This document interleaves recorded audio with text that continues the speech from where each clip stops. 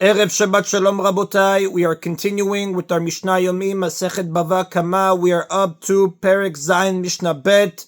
Today's Mishnayot should be Le'elu Nishmat Neria ben Svetlana Ranbai Veliyahu ben Burcha Israelov Chana bad Miriam Zason ben Ryan Yoshua ben Shifra Menuchatam began Eden Amen Elabdi ben Chaim lechaim v'derefua shalema of Daniel Shalom ben Rosa beTorksha Chole Yisrael Dachlama Meirav Binyamin Or Tzion Chai ben Dvorah.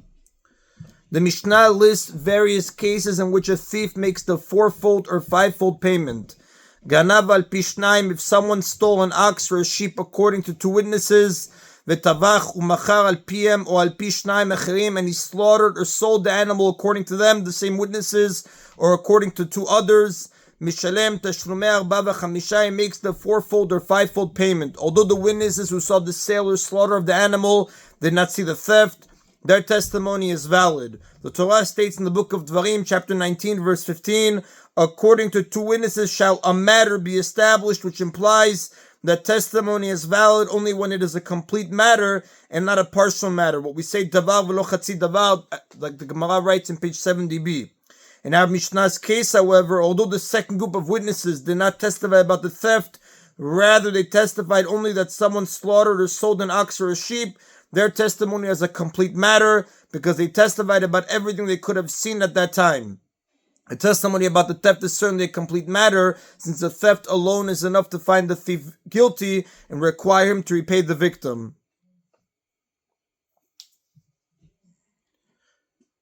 Ganav u'machar b'Shabbat, if someone stole an ox or a sheep and then sold it on Shabbat. Now, the Mishnah will state that in this case and all the following ones, the thief is obligated to make the fourfold or fivefold payment. We have learned that if a person becomes subject to a severe punishment and a lighter punishment, such as the death penalty and a monetary obligation at the same time, he receives only the severe punishment and is exempt from the lighter one. We say, Kamle bidraba mineh, as the Mishnah spoke about in chapter 3, Mishnah 10. That rule, however, does not apply here, since selling things on Shabbat does not carry a severe punishment. It is prohibited only by rabbinic decree. It does not exempt him from the monetary obligation. The Mishnah says only the thief sold the animal. If he slaughtered it on Shabbat, which is punishable by death, he would indeed be exempt from payment, as the Mishnah discusses in Mishnah 4. So again, Ganav u'machar b'Shabbat, if someone stole an ox or a sheep and then sold it on Shabbat, Ganav u'machar lavodah zara, or he stole an ox or a sheep and sold it for purposes of idolatry. Selling an animal to someone who will sacrifice it to an idol is biblically forbidden because he thereby enables someone to sin, but does not carry a severe punishment. Therefore, there is no reason to exempt the thief from the fourfold or fivefold payment. However, if the thief himself slaughtered the animal as a sacrifice to an idol, he is subject to a death penalty and therefore exempt from payment, again discussed in Mishnah 4. Ganav v'tavach b'yom kippurim, or he stole an ox or a sheep and then slaughtered on Yom Kippur. A person who slaughters an animal on Yom Kippur is punished with karet, a divinely imposed punishment that takes the form of premature death. According to the Tana of our Mishnah, the rule that a severe punishment overrides a lighter one applies only where the severe punishment is of a type imposed by a human court, such as execution or malkut lashes, and not where it is a type imposed by heaven, such as karet. Therefore, although the thief became subject to karet, he must make the fourfold or fivefold payment. Even though the Mishnah says that he slaughtered the animal Yom Kippur, the same ruling certainly applies if he sold it, since that is merely a rabbinic transgression. Ganav mishel aviv v'tavach u'machar v'achkach met aviv, or he stole an ox or a sheep from his father and slaughtered or sold it, and afterward his father died. He became obligated to make the payment when his father was still alive. After his father dies, he must pay his father's heirs. However, because he is one of the heirs, he keeps his portion of the payment and he pays the other heirs only their portions, as the Gemara says on page 71b. Now, if he slaughtered or sold the animal after his father's death, he would not have to pay the fine at all, again as discussion in Mishnah 4. Ganav v'tavach v'akach hikdish, or he stole an ox or a sheep and slaughtered it, and afterward he consecrated it, meaning he donated it to the temple treasury. When an animal is consecrated, it becomes the property of the temple treasury and no longer belongs to its previous owner. Therefore, if the thief would have consecrated it first and then slaughtered it, he would be exempt from the fourfold or fivefold payment, since the animal was not the owner's property at the time of the slaughter, again as discussed in Mishnah 4. In the Mishnah's case, however, where he slaughtered the animal before he consecrated it, the animal still belonged to the owner at the time of the slaughter, so he must make the fourfold or fivefold payment.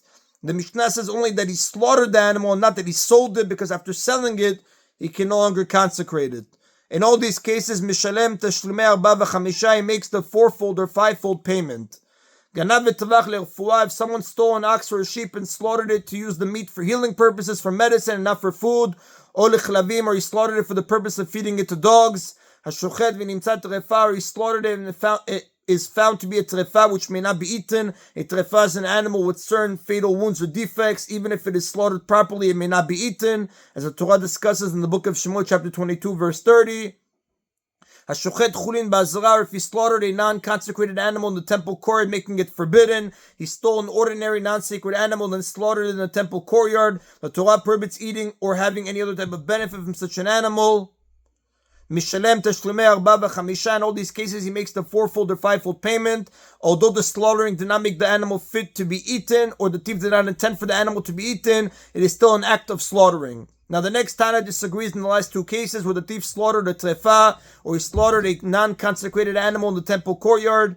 Rabbi Shimon poter b'shnei elu.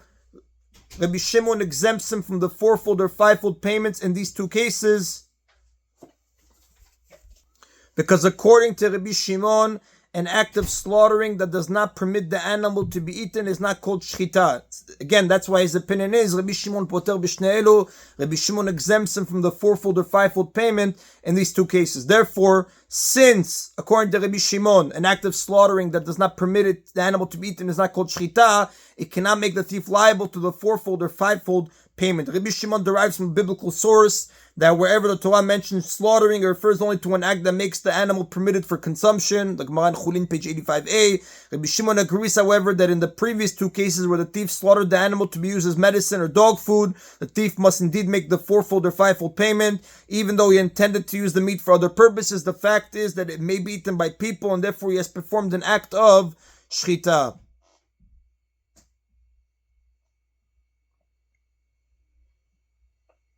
And that is an abotai of Mishnah Bet. Mishnah Gimel discusses the topic of zomimin witnesses. There are two main ways in which the testimony of one group of witnesses can be contradicted by the testimony of a second group. A, one group of witnesses testifies that they saw an event in a certain time and place, and then a second group of witnesses testifies that they were in that place at that time and saw that the event did not occur. In this case, the testimonies of both groups are treated equally. B, the second group of witnesses testify that the first witnesses were in a different place at that time and therefore could not have seen the event. Therefore, the second witnesses do not claim to know anything about the event. They are testifying only about the first witnesses themselves. The Torah decrees that in this situation, we're to believe only the second witnesses and assume that the first witnesses were lying.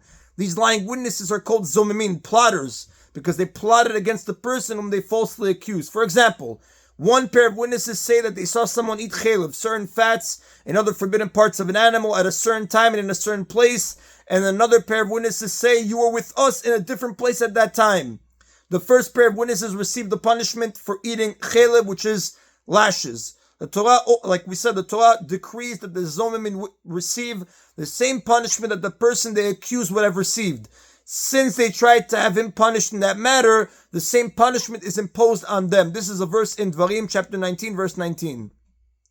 The Mishnah applies these rules to various situations where witnesses testified that someone stole an ox or a sheep and then slaughtered or sold it. Ganav al pishnaim, if someone stole an ox or a sheep according to two witnesses, v'tavach u'machar al piem, and he also slaughtered or sold it according to them, v'nimtzu zomimin, and these witnesses were found to be plotters, zomimin, mishalmin akol, they pay everything, meaning they pay the entire fourfold or fivefold payment to the person they accused of stealing, since that is the punishment he would have received according to their testimony.